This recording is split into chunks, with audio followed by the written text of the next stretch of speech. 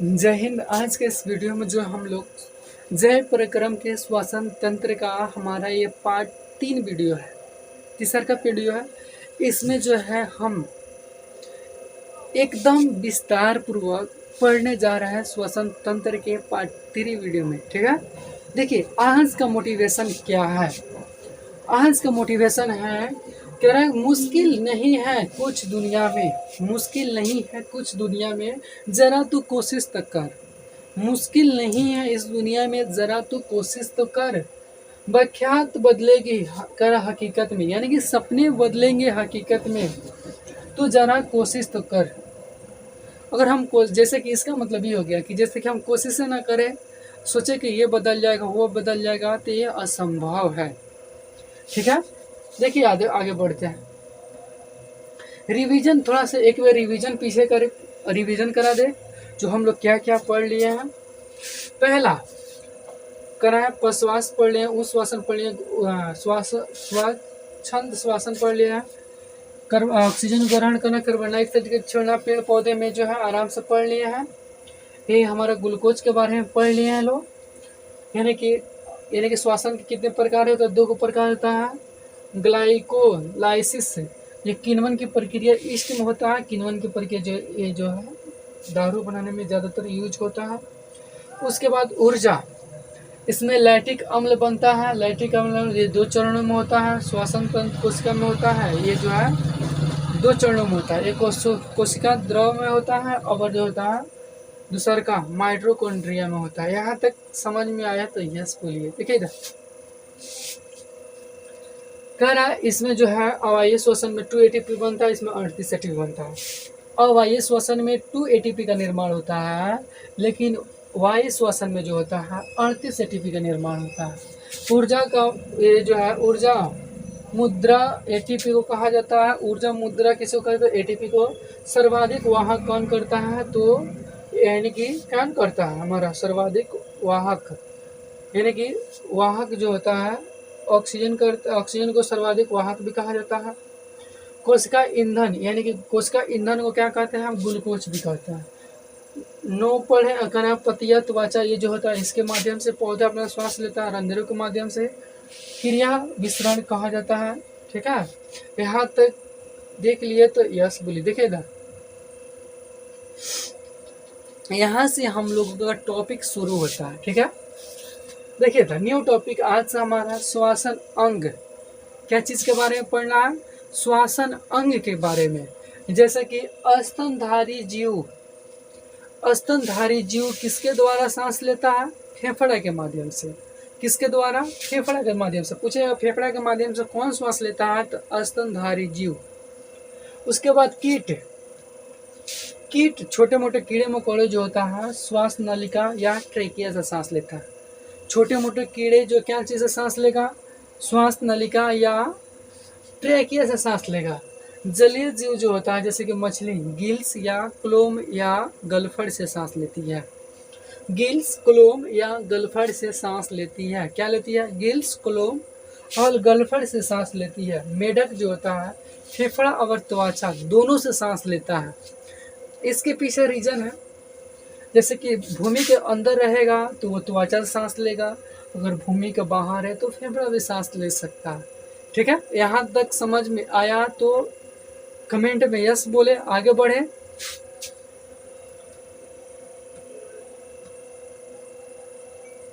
थोड़ा लंबे समय के बाद क्लास करा रहे हैं, थोड़ा सा टेक्निकल इश्यू हो गया था, अब कंटिन्यू क्लास होगी। ठीक है, देखेंगे इधर इसमें पढ़ना है हम लोग का श्वसन अंग। क्या चीज के बाद, श्वसन अंग क्या है, श्वसन तंत्र या श्वसन अंग क्या है। देखेंगे यार न्यू टॉपिक में जो हम लोग इसके श्रेणी में आ जाएगा, जैसे कि नासिका, नासिका का मतलब नाक। ग्रासनी का मतलब ये वाला। और श्वसन तंत्र यहाँ से इस पर फुटकता है। ग्रास नली एवं फेफड़ा से मिलकर श्वसन तंत्र का निर्माण होता है। नाक से गाला से यहाँ से भाग फुटका हुआ है, उसको ग्रास नली भी कहा जाता है। और फेफड़ा से मिलकर हमारा श्वसन तंत्र का निर्माण होता है। ठीक है, जैसे कि पूछ एक क्वेश्चन है आपसे, पूछे कि आप मनुष्य का श्वसन अंग कौन सा है? इसका आंसर जो है आप कमेंट में जरूर बताइएगा, ठीक है। श्वसन अंग बोल रहा है, ठीक है। ये जो है आराम से यहाँ तक लिखा जाएगा, तो यस बोलिए। देखिएगा, आप इस इमेज के माध्यम से बेहतर समझ सकते हैं। देखिए इधर, ये वाला भाग को हम क्या कहते हैं, यहाँ पर आता है, ये वाला भाग को कंठ द्वार कहा जाता है। क्या कहा जाता है? कंठ द्वार कहा जाता है। ये वाला भाग को हम क्या कहते हैं? श्वास नली कहते हैं। ये वाला भाग को क्या कहते हैं? श्वास नली कहा जाता है। ये वाला भाग जो होता है ब्रोंकास कहा जाता है। क्या कहा जाता है? ये वाला भाग को हम ब्रोंकास कहते हैं। ये हमारा लंग्स है, यानी कि फेफड़ा है। क्या है? लंग्स है, यानी कि फेफड़ा है। इसको जो है इसमें एक नली जैसे आई रही है, इसको करा ब्रोंकियोलर्स। क्या कहता है? ब्रोंकियोलर्स कहा जाता है। ये जो होता है हमारा छोटा छोटा पीला कलर का देख सकते हैं इमेज, इसको कहता है वायु पेस्टिका। क्या कहता है? वायु पेस्टिका। यहाँ तक आप इस इमेज को कम से कम 2 बार 3 बार प्रैक्टिस कीजिएगा, तो बन सकता है ये एग्जाम में 100% आता ही आता है। आप क्वेश्चन बैंक को देख पलटे होंगे या देखे होंगे तो इस क्वेश्चन का अनुमान जरूर लगा होगा। ये जितने भी क्वेश्चन बताया जा रहा है बोर्ड यानी कि बोर्ड दृष्टि से जो है बहुत इम्पोर्टेंट है, ठीक है। आगे देखेंगे इधर, उससे भी हार्ड तो ये इमेज लग रहा है यार, बहुत ही हार्ड लग रहा है, ठीक है। इसमें जो है हमारा ये हार्ट है, ये लंग्स है, इसके आगे जो है क्या क्या है, ये हमारा सिरा और धमनियाँ है। यहाँ पर हमारे अग्नाशय, पक्वाशय, छोटी आँत, बड़ी आँत, इसके नीचे चले, तो हम उसको लेना देना नहीं है, हमको केवल श्वसन तंत्र बनाना है। तो श्वसन तंत्र आराम से, फेफड़ा आराम से, इस तरह से फेफड़ा डायग्राम एकदम बेहतर से बेहतर एग्जाम में बनाने का प्रयास कीजिएगा, ताकि नंबर ना कटे। बेहतर से जितना बेहतर हो सके उतना बेहतर करने का प्रयास कीजिएगा, ठीक है। जैसा कि हम एक इमेज बनाए हैं, पहला जो है इसको नासिक द्वार कहा जाता है, इसको जो है नासिक द्वार कहा जाता है, इसको ग्रासनी कहा जाता है, इसको कंठ द्वार कहा जाता है। ये श्वास नलिका होती है, ये हमारा लंग्स है, फेफड़ा है, ये हमारा डायफ्राम है।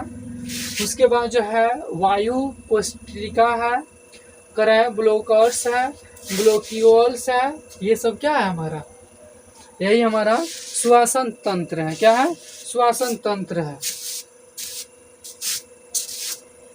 ठीक है।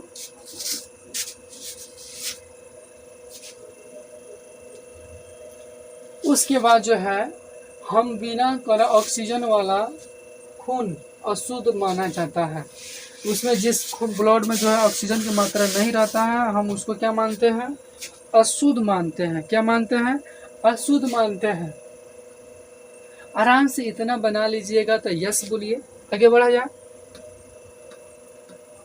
देखिए इधर, ये जो है उसके इम्पोर्टेंट टिप्स है, ठीक है। देखिएगा, इम्पोर्टेंट बातें, एक बार श्वास लेने पे लगभग 500 ml वायु खींचते हैं। हम एक बार सांस लिए तो लगभग 500 ml, कितना? 500 ml जो है हम लोग वायु खींचते हैं, अंदर शरीर के अंदर लेते हैं। कितना? 500 ml। उसके बाद फेफड़ा के ऊपर अगर है, फेफड़ा की अधिकतम सीमा जो होती है 600 ml हो, सॉरी 6000 होती है। फेफड़ा का अधिकतम जो है सीमा कितना तक ले? 6000 तक ले सकती है। 6000 तक, कितना है? 6000 तक। लेकिन हम प्रत्येक बार कितना बेर लेते हैं? 500 ml लेते हैं। यहाँ तक कंफर्म हो गया तो आगे बढ़े। 1 मिनट में हम लगभग 16 बार सांस लेते हैं। कितना बार सांस लेते हैं 1 मिनट में? लगभग। ज़्यादा भी ले सकते हैं, कम भी ले सकते हैं, लेकिन मिनिमम माना जाता है 16 बार। 1 मिनट में हम कितना बार सांस लेते हैं? तो 16 बार लेते हैं। अब इसके बारे में और इम्पोर्टेंट, रक्त का रंग हीमोग्लोबिन के कारण लाल होता है। करा रक्त का रंग हीमोग्लोबिन के कारण होता है। ठीक है, रक्त का रंग जो होता है लाल, किसके कारण पूछेगा? तो हीमोग्लोबिन के कारण। ठीक है, उसके बाद हीमोग्लोबिन ऑक्सीजन के साथ मिलकर ऑक्सीकृत हीमोग्लोबिन बनाता है। ऑक्सी ऑक्सी हीमोग्लोबिन का बनाता है। क्या बनाता है? ऑक्सीकृत हीमोग्लोबिन बनाता है।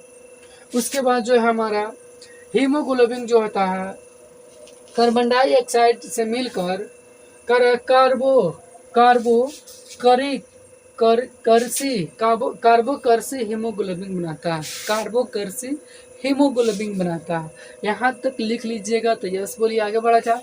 यहाँ इसको नोट कर ले कॉपी में, सबसे बेहतर रहेगा।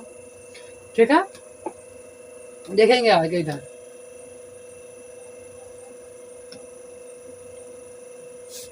उसी देखेंगे श्वसन ऑक्सीकरण अभिक्रिया है। क्या है हमारा?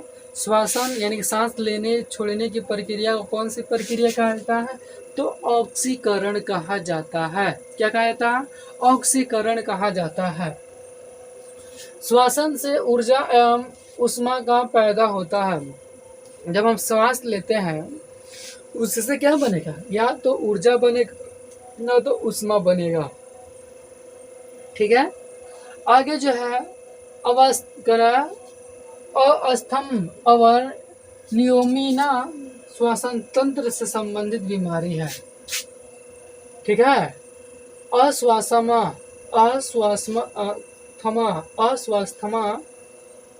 और निमोनिया, यह श्वसन तंत्र से बीमारी है। इसको दोनों बीमारी को याद रखेंगे, ये वो ऑब्जेक्टिव में 100% आएगा तो आएगा।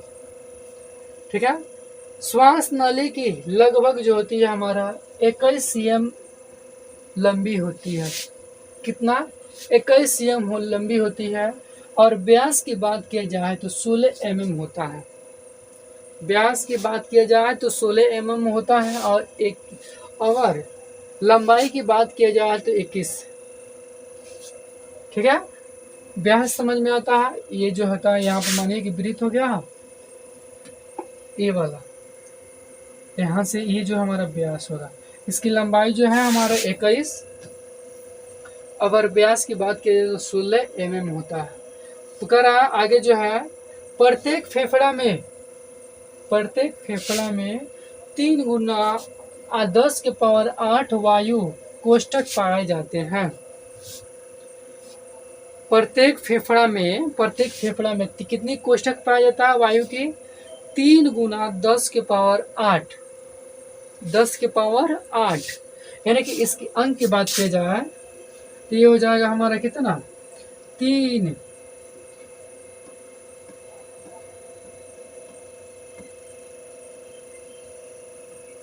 इतना हो जाएगा।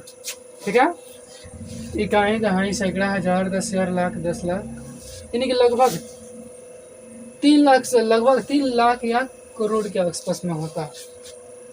ठीक है, आगे जो है हमारा मनुष्य की फेफड़ा में 400 से 800 वर्ग फीट स्थान उपलब्ध है। ठीक है, कितना? मनुष्य के फेफड़ा में जो है 400 से लेकर 800 वर्ग फीट स्थान उपलब्ध रहता है। ठीक है, आगे जो है मनुष्य के फेफड़ा 12 जोड़ी पसलियों से दबा हुआ है। मनुष्य के फेफड़ा जो है 12 जोड़ी पसलियों से दबा हुआ है। यहाँ तक लिख लीजिए तो यस बोलिए, आगे बढ़ा जाए।